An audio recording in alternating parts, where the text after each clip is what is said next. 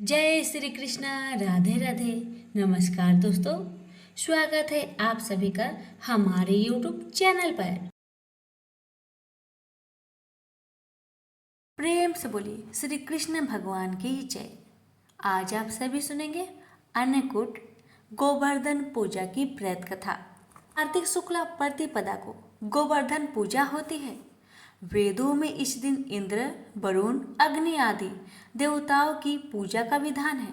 अन्नकूट या गोवर्धन की पूजा का आज जो विधान है वह भगवान श्री कृष्ण के अवतार के बाद द्वापर युग में आरंभ हुआ है। उस समय लोग इंद्र भगवान की पूजा करते थे। 56 प्रकार के भोग बनाकर तरह तरह के पकवान व मिठाइयों का भोग लगाया करते थे। गाय, बैल आदि पशुओं को स्नान कराया जाता है, उनके पैर धोए जाते हैं। फूल, माला, धूप, चंदन आदि से उनका पूजन किया जाता है। गायों को मिष्ठान खिलाकर उनकी आरती करके प्रदक्षिणा ली जाती है। कई तरह के पकवानों का पहाड़ बनाकर बीच में श्री कृष्ण की मूर्ति रखकर पूजा की जाती है। कहीं कहीं गोबर से गोवर्धन व श्री कृष्ण की मूर्ति बनाकर भी पूजा की जाती है। इस दिन संध्या समय दैत्यराज बलि का पूजन भी किया जाता है। पूजन के बाद अन्नकूट की कथा भी सुननी चाहिए। कथा इस प्रकार है। एक समय की बात है, भगवान श्री कृष्ण अपने सखाओं गोप ग्वालों के साथ गाय चराते हुए गोवर्धन पर्वत की तराई में जा पहुँचे। वहां पहुंचकर उन्होंने देखा कि हजारों गोपियां गोवर्धन पर्वत के पास 56 प्रकार के भोजन रखे बड़े उत्साह से नाच गान कर रही थी, उत्सव मना रही थी। श्री कृष्ण ने इस उत्सव का प्रयोजन पूछा तो गोपियां कहने लगी कि आज तो घर घर में उत्सव होगा, क्योंकि वृत्रासुर को मारने वाले मेघों का देवों के स्वामी इंद्र का पूजन होगा। यदि पूजा से भी प्रसन्न हो जाए तो वज्र में वर्षा होती है, जिससे अन्न पैदा होता है तथा वज्रवासियों का भरण पोषण होता है। श्री कृष्ण बोले, यदि देवता प्रत्यक्ष आकर भोग लगाए तब तो तुम्हें यह उत्सव जरूर करना चाहिए। इतना सुन गोपियां कहने लगी कि देवराज इंद्र की इस प्रकार निंदा नहीं करनी चाहिए। ये तो इंद्रोज नामक यज्ञ है, इसी के प्रभाव से अतिवृष्टि तथा अनावृष्टि नहीं होती। श्री कृष्ण बोले, इंद्र में क्या शक्ति है? उससे अधिक शक्तिशाली तो हमारा गोवर्धन पर्वत है, इसी के कारण वर्षा होती है। हमें इंद्र से भी बलवान गोवर्धन की पूजा करनी चाहिए। काफी वाद विवाद के बाद श्री कृष्ण की बात मानी गई तथा वज्र में इंद्र की पूजा के स्थान पर गोवर्धन की पूजा शुरू की गई। सभी गोप ग्वाल अपने अपने घरों से पकवान लाकर गोवर्धन की तराई में जा श्री कृष्ण की बताई विधि से पूजन करने लगे। उधर श्री कृष्ण ने अपने आधिदैविक रूप से पर्वत में प्रवेश कर ब्रजवासियों द्वारा दिए गए सभी पदार्थों को खा लिया और उन सबको आशीर्वाद दिया। अभी गोपाल अपने यज्ञ को सफल जानकर बड़े प्रसन्न हुए। नारद मुनि इंद्रोज यज्ञ देखने की इच्छा से वज्र गांव में आए तो उन्हें इंद्रोज यज्ञ के स्थापित होने तथा गोवर्धन पूजा का समाचार मिला। इतना सुनते ही नारद इंद्रलोक पहुंचे तथा उदास होकर बोले, गोकुल के निवासी गोपों ने इंद्रोज बंद करके आपसे बलवान गोवर्धन की पूजा शुरू कर दी है, जिसे यज्ञों आदि में उसका भाग तो हो ही गया। ये भी हो सकता है कि किसी दिन श्री कृष्ण की प्रेरणा से वे तुम्हारे राज्य पर आक्रमण करके इंद्रासन पर भी अधिकार कर ले। नारद तो अपना काम करके चले गए। अब इंद्र क्रोध में लाल पीले हो गए। अधीर होकर उन्होंने मेघों को आज्ञा दी कि गोकुल में जाकर प्रलय का दृश्य उत्पन्न कर दे। मेघ ब्रज भूमि में जाकर मूसलाधार बरसने लगे। सब गोप ग्वाल सहम कर श्री कृष्ण जी की शरण में गए और रक्षा की प्रार्थना करने लगे। गोप गोपियों की करुण पुकार सुनकर श्री कृष्ण बोले, तुम सब गोवर्धन पर्वत की शरण में चलो, वह सबकी रक्षा करेंगे। गोप ग्वाल पशु धन सहित गोवर्धन की तराई में आ गए। श्री कृष्ण ने गोवर्धन को अपनी कनिष्ठा उंगली पर उठाकर छाता सा तान दिया। गोप ग्वाल 7 दिन तक उसी की छाया में रहकर वृष्टि से बच गए। सुदर्शन चक्र के प्रभाव से ब्रजवासियों पर एक बूंद भी जल नहीं पड़ा। यह चमत्कार देखकर ब्रह्मा जी द्वारा श्री कृष्ण अवतार की बात जानकर इंद्रदेव अपनी मूर्खता पर पश्चाताप करते हुए श्री कृष्ण से क्षमा याचना करने लगे। श्री कृष्ण के 7वें दिन गोवर्धन को नीचे रखा और ब्रजवासियों ने कहा कि अब तुम प्रतिवर्ष गोवर्धन पूजा कर अन्नकूट का पर्व मनाया करो। तभी से यह पर्व के रूप में प्रचलित हुआ। प्रेम से बोलिए श्री कृष्ण भगवान की जय। एक बार एक महिला फल बेच रही थी। जब वह श्री कृष्ण के घर के सामने से गुजर रही थी तब श्री कृष्ण को कुछ फल खाने का मन किया। जब कृष्ण ने उस फल को बेचने वाली महिला से कुछ फल मांगे तो उसने कृष्ण से उन फल के बदले कुछ मांगा। फल के बदले अनाज देने के लिए कृष्ण घर के अंदर दौड़ते हुए गए और मुट्ठी भर अनाज लेकर वापस फल वाली के पास आए, परंतु आते आते उनके हाथ से सारा अनाज गिर जाता है। कृष्ण बार बार घर के अंदर जाते और कुछ अनाज अपने हाथ में लेकर आने की कोशिश करते हैं, परंतु सारा अनाज नीचे गिर जाता है। यह देखकर फल वाली बहुत प्रसन्न हुई और उसने कृष्ण को सारे फल दे दिए। भगवान बाल कृष्ण अंतर्मन से उस बुढ़िया पर बहुत प्रसन्न हुए।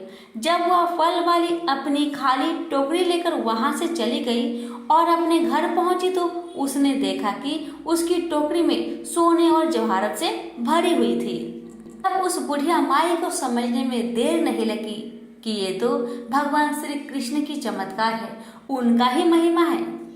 हे बाल कृष्ण, जैसे आपने उस बुढ़िया के घर में अन्न धन के भंडार भर दिए, वैसे ही आपकी कथा कहने वाले, सुनने वाले, हुक्कारे भरने वाले सभी के परिवार पर अपनी कृपा सदा बनाए रखना।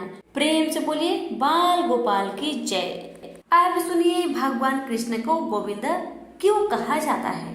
कथा। एक दिन भगवान कृष्ण के पास एक कामधेनु नामक गाय स्वर्ग से पहुंची। उस गाय ने कृष्ण को बताया कि वह देवलोक से उनका अभिषेक करने आई है, क्योंकि कृष्ण पृथ्वी पर गायों की रक्षा कर रहे हैं। उस गाय ने कृष्ण को पवित्र जल से नहलाया और उनका दिल से शुक्रिया अदा किया। उसी समय भगवान इंद्र अपनी हाथी ऐरावत पर विराजमान होकर वहां प्रस्तुत हुए और उन्होंने श्री कृष्ण को आशीर्वाद दिया और कहा कि आपके इस पुण्य कार्य के लिए पूरे विश्व के लोग आपको गोविंद के नाम से जानेंगे। प्रेम से बोलिए गोविंद भगवान की जय। कृष्ण और पुतना असुर की कहानी। कृष्ण के मामा कंस का वध भगवान कृष्ण के हाथों ही लिखा था। यह जानने के बाद बार बार कंस अलग अलग असुरों को कृष्ण का वध करने के लिए भेजा करता था। एक बार कंस ने एक पुतना नाम की राक्षसनी को भेजा। पुतना वृंदावन पहुंची और उसने एक सुंदर महिला का वेश बदलकर कृष्ण को हर घर में ढूंढना शुरू कर दिया। उस समय कृष्ण बहुत छोटे थे। जब वह कृष्ण के घर पहुंची तो उसने कृष्ण को पहचान लिया और अपना विषैला दूध पिलाने के लिए गोदी में उठाया। जब वह कृष्ण को अपना जहरीला दूध पिलाने लगी तो उसको लगा कि कृष्ण दूध पीते ही मर जाएंगे, परंतु कृष्ण तब तक दूध पीते रहे जब तक उस राक्षस महिला की मृत्यु नहीं हो गई। उसकी मृत्यु होते ही वह अपने असली क्रूर रूप में आ गई। तो प्रेम से बोलिए बाल गोपाल की जय। अब सुनिए भगवान कृष्ण और कालिया सांप की कहानी। यमुना नदी से जुड़ा हुआ एक मीठे पानी का सुंदर झील था। कहीं से एक बहुत ही जहरीला सांप वहां आकर रहने लगा, जिसका नाम था कालिया। कालिया का जहर यमुना नदी के पानी में बहुत तेजी से घुल रहा था। एक बार एक गाय चराने वाले व्यक्ति ने जब उस झील का पानी पिया तो उसकी मृत्यु हो गई। जब भगवान श्री कृष्ण को इस बात का पता चला तो उन्होंने अपनी शक्ति से उस व्यक्ति को जीवित कर दिया। उसके बाद श्री कृष्ण उस झील के पानी में कूद गए। कृष्ण पानी के बहुत अंदर गए और उस सांप को जोर जोर से पुकारने लगे। जब बहुत देर तक कृष्ण पानी में नहीं निकले तो गांव के लोग इकट्ठा होकर नदी के किनारे उनका इंतजार करने लगे। बहुत सारे लोग डरने भी लगे कुछ देर बाद पानी के अंदर से कालिया सांप कृष्ण के सामने आया और आते ही उसने कृष्ण पर आक्रमण कर दिया। कुछ ही देर में कृष्ण ने कालिया को जकड़ लिया। कालिया 1000 सिर वाला सांप था। कृष्ण उसके सर पर तेजी से नाचने लगे और तेजी से नाचने के कारण कालिया सर्प के मुख से खून निकलने लगा। यह देखकर कालिया की पत्नी पानी से ऊपर आई और उसने कालिया के जीवन की भीख मांगी। कृष्ण ने उन्हें यमुना नदी की झील को छोड़ने के लिए कहा और रमान का दीप चले जाने को कहा और साथ ही कृष्ण ने कालिया को आश्वासन दिया कि आप उन पर गरुड़ कभी भी आक्रमण नहीं करेगा, क्योंकि कालिया के सिर पर कृष्ण के पैरों के निशान पड़ चुके थे। यह सुनकर कालिया बहुत ही खुश हुआ और वह यमुना नदी के उस सुंदर झील को छोड़कर अपनी पत्नी के साथ चला गया। इस प्रकार कृष्ण ने कालिया सांप से गांव की रक्षा की। तो प्रेम से बोलिए श्री कृष्ण भगवान की जय। अब सुनिए भगवान श्री कृष्ण की गर्भ दूध वाली कथा। भगवान श्री कृष्ण ने भले ही राधा रानी से शादी नहीं की हो, लेकिन दोनों के बीच प्रेम इतना पवित्र और निश्चल था कि आज भी भगवान श्री कृष्ण के साथ राधा रानी का नाम लिया जाता है। पुराणों में भी राधा रानी को भगवान श्री कृष्ण की शाश्वत जीवन संगिनी कहा जाता है। दुनिया के लिए भले ही भगवान श्री कृष्ण और राधा दो थे, लेकिन राधा कृष्ण ने कभी अपने आप को अलग अलग नहीं माना। दोनों एक दूसरे के हृदय में बसते थे। चोट एक को लगे तो दर्द दूसरा को होता था। धार्मिक पुस्तकों में एक ऐसा ही प्रसंग है कि एक बार रुक्मणी ने भोजन के बाद भगवान श्री कृष्ण को पीने के लिए गर्म दूध दिया। दूध इतना गर्म था कि जब भगवान कृष्ण ने उसका सेवन किया तो उनका मुख से उनका हृदय भी जल उठा। जलन की पीड़ा के कारण श्री कृष्ण के मुख से निकला, हे राधे। रुक्मणी ने जब श्री कृष्ण के मुख से राधा का नाम सुना तो श्री कृष्ण से पूछा कि मैं भी आपसे बहुत प्रेम करती हूँ, लेकिन आप कभी मेरा नाम नहीं पुकारते हैं। आप हमेशा राधा का नाम लेते हो, आखिर क्या है ऐसा राधा में? रुक्मणी का सवाल सुनकर श्री कृष्ण मंद मंद मुस्कुराए और रुक्मणी से सवाल किया कि क्या आप राधा से मिली हो? श्री कृष्ण का सवाल सुन रुक्मणी से रहा नहीं गया और वह अगले दिन राधा जी से मिलने के लिए पहुंच गई। राधा के कक्ष के बाहर रुक्मणी को एक बहुत ही खूबसूरत स्त्री दिखाई दी। रुक्मणी उस स्त्री को राधा समझकर चरण छूने लगी। स्त्री ने रुक्मणी को रोकते हुए उनका परिचय और आने का कारण पूछा। रुक्मणी ने अपना परिचय देते हुए कहा कि मैं राधा से मिलने आई हूँ। इस पर उस स्त्री ने कहा कि मैं राधा की दासी हूँ। राधा से मिलने के लिए आपको 7 द्वार पार करने होंगे। दासी के कहे अनुसार रुक्मणी ने एक के बाद एक 7 द्वार पार किए। हर द्वार पर रुक्मणी को पहले से अधिक खूबसूरत दासी दिखाई दी। जब रुक्मणी ने अंतिम द्वार को पार किया तो उन्हें वह राधा दिखाई दी। अद्भुत खूबसूरत और मुख पर सूर्य के समान तेज देखकर रुक्मणी राधा के चरणों में गिर पड़ी। इस दौरान रुक्मणी को राधा के तन पर छाले दिखाई दिए।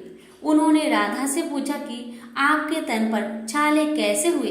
इस पर राधा ने कहा कि आपने श्री कृष्ण को पीने के लिए गर्म दूध दिया था, जिससे उनका हृदय जल गया। उनका हृदय मेरा निवास स्थल है, इसलिए मेरा शरीर दूध से जल उठा है। अब रुक्मणी सब समझ गई। प्रेम से बोलिए श्री कृष्ण भगवान की जय, राधा रानी की जय।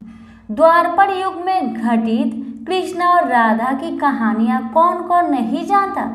उस वक्त देवताओं में यह चर्चा थी कि राधा ही भगवान कृष्ण की सबसे बड़ी भक्त है, पर इस बात से एक व्यक्ति सहमत नहीं थे और वे थे नारद मुनि।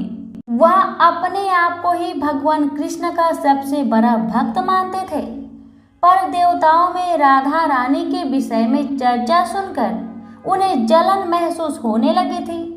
नारद मुनि का स्वभाव से भगवान कृष्ण भी अच्छी तरह अवगत थे। एक दिन नारद मुनि कृष्ण भगवान से मिलने द्वारिकापुरी गए थे। उन्हें आता देख भगवान श्री कृष्ण अपना सिर पकड़कर बैठ गए। मुनिवर ने उन्हें देखते ही पूछा, क्या हुआ प्रभु, आप यूं सिर पकड़कर क्यों बैठे हैं?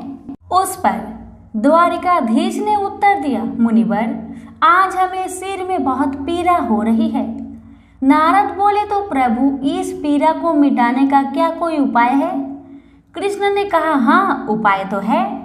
अगर मेरा सबसे बड़ा भक्त अपने चरण धोकर उसका चरणामृत मुझे पिलाएगा तो मेरा सिर दर्द पल भर में ठीक हो जाएगा। कृष्ण के मुख से यह उपाय सुनकर कुछ पल के लिए मुनिवर सोच में पड़ गए कि हूँ तो मैं ही सबसे बड़ा कृष्ण भक्त, लेकिन अगर मैं अपने पैर धोकर उसका चरणामृत प्रभु को पिलाऊंगा तो मुझे नरक जाने जितना महापाप लगेगा। परंतु राधा को भी तो सब कृष्ण का बड़ा भक्त मानते हैं। इतना सोचने के बाद भगवान कृष्ण से आज्ञा लेकर नारद तुरंत राधा रानी के महल में जा पहुंचे और उन्हें प्रभु के सिर में हो रही पीड़ा एवं उसका उपाय के बारे में वृत्तांत सुनाया। वह सुनकर राधा रानी ने एक क्षण का भी विलंब न करते हुए अपने चरण धोकर उसका अमृत एक कटोरी में नारद मुनि के हाथ में लाकर दिया और कहा, मुनिवर, मैं नहीं जानती कि मैं भगवान कृष्ण की कितनी बड़ी भक्त हूँ, पर मैं अपने ईश्वर आराध्य को पीड़ा में नहीं देख सकती। राधा के मुख से वह सच्चे भक्ति भाव के शब्द सुनकर नारद मुनि की आंखें खुल गई और वह समझ गए कि राधा रानी ही कृष्ण की सबसे बड़ी भक्त है और प्रभु श्री कृष्ण ने यह लीला मुझे समझाने के लिए रची थी। तो प्रेम से बोलिए, श्री कृष्ण भगवान की जय, राधा रानी की जय। अब आप सुनेंगे कर्मा बाई की खिचड़ी की कहानी। यह कहानी भगवान कृष्ण की प्रिय भक्त कर्मा बाई की है। कर्मा बाई बचपन से ही अपने पिता जीवन राम को कृष्ण भगवान की पूजा करते हुए देखती थी। वह कभी भी कृष्ण भगवान को भोग लगाए बिना भोजन ग्रहण नहीं करते थे। जब कर्मा बाई 13 साल की थी तब एक दिन जीवन राम को तीर्थ पुष्कर स्नान के लिए जाने की इच्छा हुई। साथ में उनकी पत्नी ने भी पुष्कर स्नान की इच्छा प्रकट की। जीवन राम अपनी बेटी को भी ले जाना चाहते थे, लेकिन दुविधा यह थी कि अगर वह सब घर से बाहर चले गए तो श्री कृष्ण भगवान को भोग कौन लगाएगा। जब जीवन राम ने इस नित्य कर्म की जिम्मेदारी कर्मा बाई को सौंपी और कहा कि देखो बेटी कर्मा, सुबह भगवान कृष्ण को भोग लगाने के पश्चात ही तुम भोजन ग्रहण करना। कर्मा ने भी अपने पिता की हाँ में हाँ भर दी। अगले दिन सुबह कर्मा बाई ने उठकर सबसे पहले गुड़ और घी डाल के बाजरे का खिचड़ा बनाया और भगवान कृष्ण की मूर्ति के सामने रख दिया और बोली, भगवान, मैंने आपका भोग रख दिया है, आपको जब भूख लगे तब खा लेना, तब तक मैं घर के काम पूरे कर लेती हूँ। इतना कहकर कर्मा अपने घर के कामों में जुट गई। काम करते करते बीच बीच में आकर देखने पर जब कर्मा को ज्ञात हुआ कि भगवान ने अभी तक खिचड़ा नहीं खाया है, तब उसे संदेह हुआ कि शायद खिचड़ी में घी और गुड़ कम हो गई है, इसलिए भगवान कृष्ण भोजन ग्रहण नहीं कर रहे हैं। तभी कर्मा बाई ने खिचड़ी में थोड़ा सा गुड़ और घी मिलाया और मूर्ति के सामने बैठ गई। वह बोली, भगवान, मेरे पिताजी जब खिलाते हैं तब तो आप खा लेते हो, तो अब क्यों नहीं खा रहे हो? और अभी तो पिताजी बाहर गए हैं, उन्हें आने में बहुत दिन लगेंगे, तब तक आपको भोग लगाने की जिम्मेदारी मुझे दी गई है, इसलिए जब तक आप भोजन नहीं खाएंगे मैं भी कुछ नहीं खाऊंगी। इस तरह जिद पर अड़ी नन्ही कर्मा की प्यारी बातों से कृष्ण भगवान का सिंहासन डोल गया और फिर मूर्ति में से आवाज आई, बेटी कर्मा, तुमने पर्दा तो नहीं किया है, तो मैं भोजन ग्रहण कैसे करूं? तब कर्मा बाई ने मूर्ति के आगे अपनी चुनरी का पर्दा किया और कुछ ही समय में कृष्ण मूर्ति के सामने रखी खिचड़ी की थाली खाली हो गई। अब कर्मा रोज सुबह सबसे पहले कृष्ण को बाजरे का खिचड़ा खिलाती और बाद में खुद भोजन ग्रहण करती थी। कुछ दिनों बाद घर लौटने पर कर्मा के माँ बाप श्री कृष्ण लीला देखकर दंग रह गए। इस तरह कर्मा बाई ईश्वर कृष्ण की निस्मित भक्त बन गई। अपने जीवन के अंतिम दिनों में कर्मा बाई भगवान जगन्नाथ की नगरी जगन्नाथपुरी में एक कुटिया में बस गई। वहां पर एक दिन कर्मा बाई की कुटिया के सामने एक तेजस्वी कांति वाला बालक आया और उसने कर्मा बाई से कहा, मुझे भूख लगी है माँ, खाने को दो। उस वक्त भी कर्मा बाई अपने भगवान कान्हा के लिए खिचड़ा का भोग लगा रही थी। कर्मा ने उस बालक को भी खिचड़ा खिलाया। इसके बाद से वही बालक हर रोज कर्मा के हाथ का खिचड़ा खाने आता था। यह सिलसिला कई वर्षों तक चलता रहा। वह बालक कोई और नहीं, स्वयं जगन्नाथ भगवान थे। क्योंकि जिस दिन कर्मा बाई का देहांत हो गया, उस दिन जगन्नाथ भगवान की मूर्ति की आंखों से आंसू बह रहे थे और उसी रात मंदिर के पुजारी के सपने में जगन्नाथ भगवान आए और अपने दुखी होने का कारण बताया कि उस परम प्रिय भक्त कर्मा बाई गोलोक सिधर गई है। मैं रोज सुबह उसके हाथ की खिचड़ी खाता था। अब मुझे खिचड़ी कौन खिलाएगा? अगले दिन से मंदिर के पुजारियों ने निर्णय लिया, भगवान का रोज बाजरे का खिचड़ा का भोग लगेगा और उस भोग का नाम दिया गया कर्मा बाई की खिचड़ी। तो प्रेम से बोलिए श्री कृष्ण भगवान की जय, जगन्नाथ भगवान की जय। कथा अच्छी लगे तो दूसरों को शेयर जरूर करें। भगवान आप सभी की मनोकामना को पूर्ण करें।